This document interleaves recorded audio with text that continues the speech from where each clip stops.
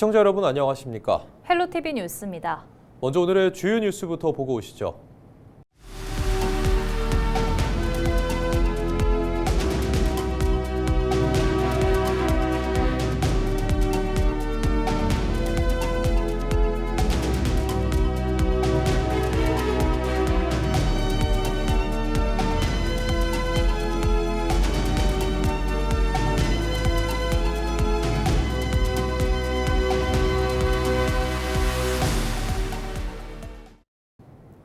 경남 지역 격전지 중 한 곳으로 꼽히는 김해시장 선거 대진표가 확정됐습니다. 노무현 전 대통령의 고향이라는 상징성과 보수 세력의 회복이 맞물리며 여야 모두 사활을 걸고 있는데요.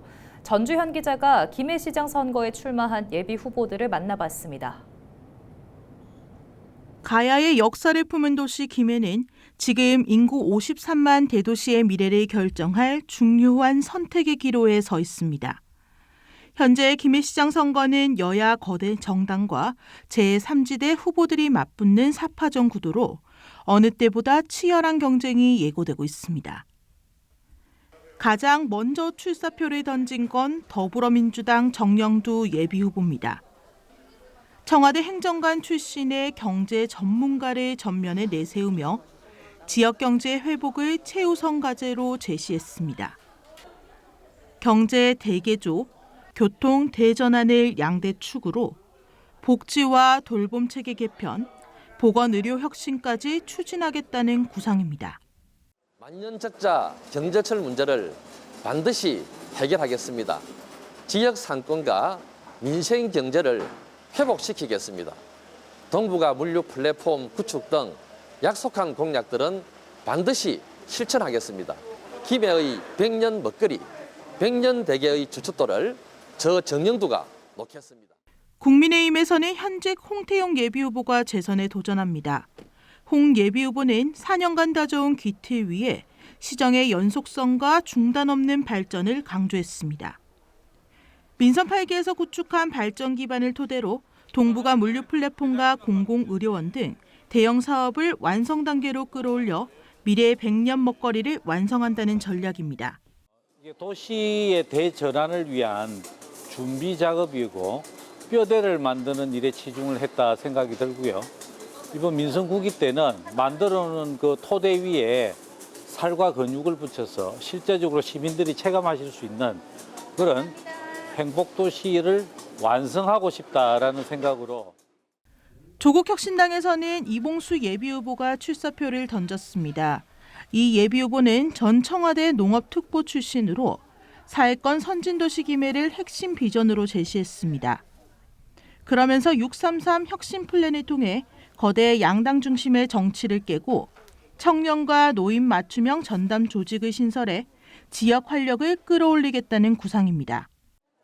김해 지역에서도 우리 조국혁신당이 추진하고 있는 사회권 선진국을 통해서 성장 일변도로 치닫고 있는 우리 김해시가 소외되고 외면받는 많은 분들에게 진정으로 정치적인 혜택을 돌려드릴 수 있는 그런 시장이 되고자 뜻을 가지고 출마하게 되었습니다. 마지막으로 진보당에서는 경남도당 위원장을 지낸 박봉렬 예비후보가 도전합니다. 박 예비후보는 노동자와 서민의 목소리를 대변하고 민생 현안 해결을 전면에 내세웠습니다. 특히 시민이 행정의 주인이 되는 김해형 직접 민주주의 도입을 약속하며 공공돌봄과 공공의료 인프라 강화를 핵심 공약으로 제시했습니다. 다만 박 후보는 개인 일정으로 인터뷰에는 응하지 않았습니다. 경제 회복을 내건 야권 후보와 시정 연속성을 강조하는 현직 시장, 그리고 혁신과 민생을 앞세운 제3지대 후보들까지.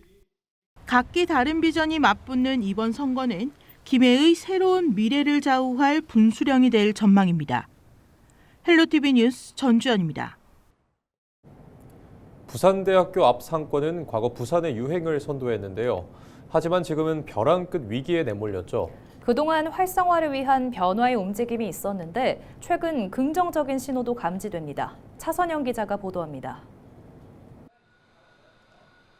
한 집 건너 한 집, 임대 현수막이 내걸린 부산대학교 앞 상권입니다. 발 디딜 틈 없던 과거의 활기는 사라진 지 오래입니다. 설레는 신학기를 맞았지만 새내기 대학생들의 발길은 광안리와 서면 등 다른 상권으로 향하고 있습니다. 서면이나 광안리에 좀 맛집들이나 아니면 바다 보러 많이 가는 것 같아요. 서면보다는 확실히 적고 광안리도 광안리 나름의 그 장점이 있는데 여기는 딱히 없는 것 같아요. 실제 지표로도 뼈아픈 현실이 고스란히 드러납니다. 지난해 4분기 기준 부산 주요 상권 공실률을 보면 하단역이 27.2%로 가장 높았고 부산대학교 앞이 21.6%로 온천장과 남포동의 뒤를 이었습니다. 지난 2024년 23.4%로 부산 최고치를 찍었던 것에 비하면 다소 줄었지만 여전히 상가 5곳 중 1곳 이상이 비어 있습니다. 텅 빈 상가와 적막함이 감도는 거리, 부산대 상권의 위기를 단적으로 보여주고 있는데요. 이런 위기 속에서 부산 대학가 상권은 부활의 불씨를 지피고 있습니다. 관할 지자체인 금정구는 상권 살리기에 사활을 걸었습니다. 전담 조직을 신설해 활성화의 뼈대를 세웠고 골목형 상점가 지정 요건을 대폭 완화해 실질적인 지원에 나섰습니다. 여기에 부산대학로 빗거리를 조성해 삭막했던 거리에 볼거리와 즐길거리를 더하면서 실제 발길이 늘어나는 성과로 이어졌습니다. 빅데이터 분석 결과 최근 10월부터 12월까지 3개월간 부산대암 유동인구는 318만 명으로 전년 동기 308만 명 대비 10만 명, 3.2% 증가했습니다. 특히 상권 활력의 척도인 저녁과 야간 시간대에는 6.5%나 발길이 늘어난 것으로 나타났습니다. 사람이 모여들자 매출액도 뛰었습니다. 2024년 같은 기간 204억 원이었던 상권 매출액은 이듬해 258억 원으로 껑충 뛰며 무려 26.8%의 뚜렷한 증가세를 기록했습니다. 회복세의 속도를 붙이기 위해 지자체와 청년 창업가들도 손을 맞잡았습니다. 유망 청년 상인들을 전폭적으로 유치하는 로컬 1호점 거리 조성 사업이 본격적인 막을 올린 겁니다. 오랜 침체에 씨름하던 지역 상인들도 이번 시도를 악순환의 고리를 끊어낼 절호의 기회로 기대하고 있습니다. 10년 정도 침체되었던 이 시장 분위기를 뭔가 턴어라운드 할 수 있는 하나의 기회라고 저희는 보고 있거든요. 특히 이제 로컬 1호점 이제 청년 창업가 이런 것도 아이디어라든지 본인만의 아이템은 있는데 경험이라든지 자본이 좀 부족한 친구들을 자기들만의 이제 아이템이라든지 제품을 좀 홍보하고 판매할 수 있는 기회가 또 되지 않을까 이런 생각을 또 해보고 있습니다. 금정구는 수많은 전국구 프랜차이즈를 탄생시켰던 과거의 명성을 넘어 이곳을 특색 있는 로컬 브랜드의 산실로 탈바꿈시키겠다는 구상입니다. 금정구에서 부산대 상권 활성화를 위해서 로컬 1호점 특화거리 조성 사업을 하고 있는데 이 사업은 젊은 사업가들이 금정구에 와서 둥지를 틀고 그리고 새로운 브랜드들을 키워낼 수 있도록 금정구에서 유망 로컬 크리에이터들을 발굴을 해서 창업을 지원하는 이런 사업입니다. 현재 4개 팀이 선정이 되어서 순차적으로 매장을 오픈을 하고 있고 앞으로도 지속적으로 이런 팀들을 늘려갈 계획입니다. 과거의 낡은 영광에 머물지 않고 로컬 브랜드의 출발점이라는 새 옷을 입기 시작한 부산대 앞 거리. 청년들의 신선한 에너지가 오랜 침체의 터널을 지나 상권 부활을 알리는 신호탄이 될 수 있을지 주목됩니다. 헬로티비 뉴스 차선영입니다. 경남 진보진영 교육감 단일 후보로 확정된 송영기 예비후보가 9일 통합선거대책본부 출범을 선언하며 본격적인 선거 체제에 나섰습니다. 송 후보는 지난달 30일 노동자와 시민공천단, 도민 여론조사를 통해 단일 후보로 선출됐으며 통합선거대책본부를 출범시키며 원팀 체제를 공식 선언했습니다. 선대본부 상임선거대책위원장에는 경선에 참여했던 전창현 후보가 합류해 공동선거운동에 나섰습니다. 송 후보는 진보 단일화 이후 공동정책 추진과 협치를 이어가 경남교육의 변화를 이끌겠다고 약속했습니다. 김상권 경남교육감 예비후보가 권순기 후보의 단일화 제안을 조건부로 수용하며 역제안에 나섰습니다. 김 후보는 9일 기자회견을 열고 보수와 중도 전 후보가 참여하는 완전 개방형 단일화와 최소 3회 이상의 TV 공개 토론을 공식 요구했습니다. 특히 결과 승복을 확약하기 위해 합의서 법원 공탁과 실무협의체의 즉각적인 구성을 구체적인 협상 조건으로 제시했습니다. 또 단일화에 앞서 권 후보가 자신을 이탈 후보로 규정한 데 대한 공개 사과와 과거 여론조사 결과 사전 유출 논란에 대한 입장 표명을 선행 조건으로 제시했습니다. 더불어민주당 김해시장 경선에 참여했던 정영두 예비후보가 경선 결과를 수용하고 당내 결집을 선언했습니다.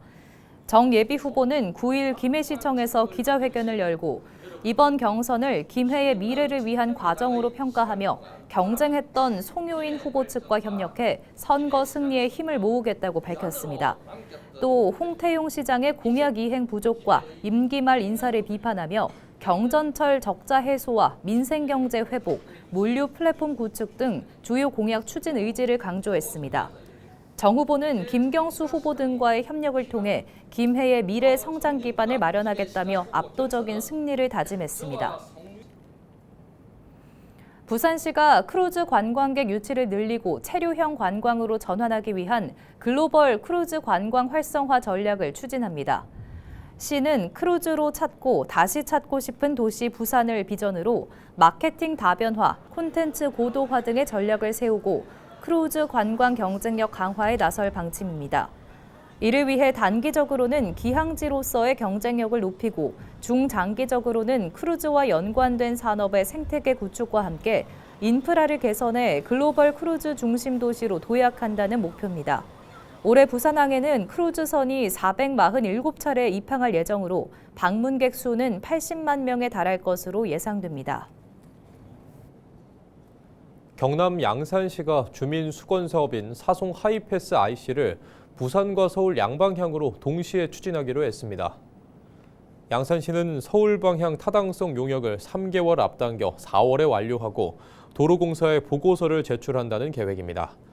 용역 결과 서울 방향 총 사업비는 203억 7천만 원이며 비용 편익 분석은 1.18로 나타나 경제성이 확보된 것으로 분석됐습니다. 양산시는 양방향 동시 추진으로 설계와 공사 절차를 함께 진행하면서 개통 시기를 앞당길 수 있을 것으로 기대하고 있습니다.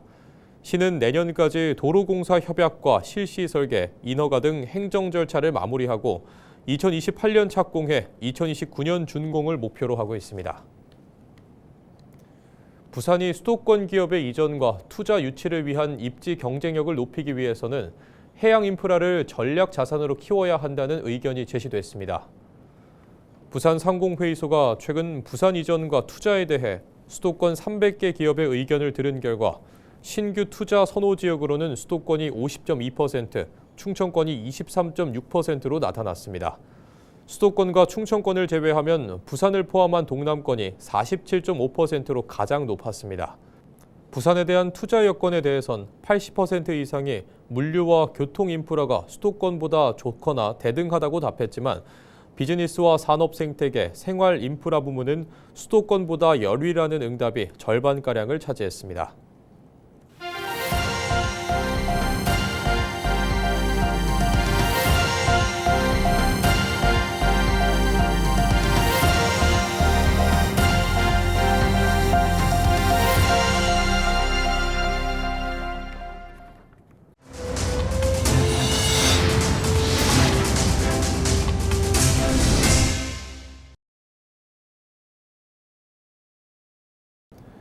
조성된 지 20년이 훌쩍 넘은 부산의 일기 신도시 해운대 그린시티와 화명 금곡지구의 재건축 시계가 빨라지고 있습니다. 비수도권에서는 처음으로 노후계획 도시 정비 기본계획이 국토부 승인을 거쳐 고시됐는데요. 앞으로의 변화 차선영 기자가 보도합니다. 부산의 대표적인 대규모 주거단지인 북구 화명 금곡지구와 해운대지구, 1990년대부터 조성돼 건물이 낡고 주차난 등 주민 불편이 가중돼 왔습니다. 부산시가 이 두 곳을 묶은 노후 계획도시 정비 기본계획 1단계 사업을 국토부로부터 승인받고 전격 고시했습니다. 수도권을 제외한 지방에서는 첫 사례로 재건축 사업이 본궤도에 오른 겁니다. 가장 큰 변화는 용적률 상향입니다. 특별법에 따라 화명금곡지구는 기준 용적률이 최고 370%까지, 해운대 지구는 360%까지 대폭 오릅니다. 이에 따라 두 지역의 계획 인구는 해운대 11만 2천 명, 화명금곡 9만 2천 명으로 기존보다 총 5만 명 가까이 늘어납니다. 해운대 지구엔 복합 커뮤니티와 생활 기반 시설이 확충되고 보행 친화형 녹지축이 구축될 예정입니다. 화명금곡지구엔 역세권을 중심으로 15분 생활권과 강산에 있는 입체적 네트워크가 조성될 예정입니다. 재건축 사업의 생명인 속도를 내기 위해 부산시도 행정지원 총력전에 나서기로 했습니다. 4월 중으로 부산권 미래도시지원센터를 운영하여 법령 및 제도 안내, 사업성 분석, 맞춤형 컨설팅 등 정비사업 전 과정에 걸쳐 상담을 제공하겠습니다. 또한 부산시와 구군, 주민, 유관기관이 함께 참여하는 특별정비계획 주민협의체를 구성 운영하겠습니다. 대규모 정비 사업이 본격화되면서 침체된 부동산 시장의 활기도 기대되고 있습니다. 전반적인 주택시장의 침체 속에서도 마중물 같은 역할을 할 가능성이 커졌다라고 보여지는데요. 그 주변 지역의 그 아파트 거래 그리고 그 사업이 진행되는 것에 따른 기대감을 가지고 그 해운대 전체 지역, 더 나가서 부산 지역 전 지역의 그 부동산 시장의 활기를 도모할 수 있는 그런 계기가 될 것으로 생각을 합니다. 시는 다대와 만덕, 모라, 계금 단감지구 등 2단계 대상지 4곳에 대해서도 올해 안에 밑그림을 그리고 고시하는 관련 절차를 서두르고 있습니다. 2031년 입주를 목표로 비수도권 최초로 노후 계획도시 정비의 신호탄을 쏘아 올린 부산.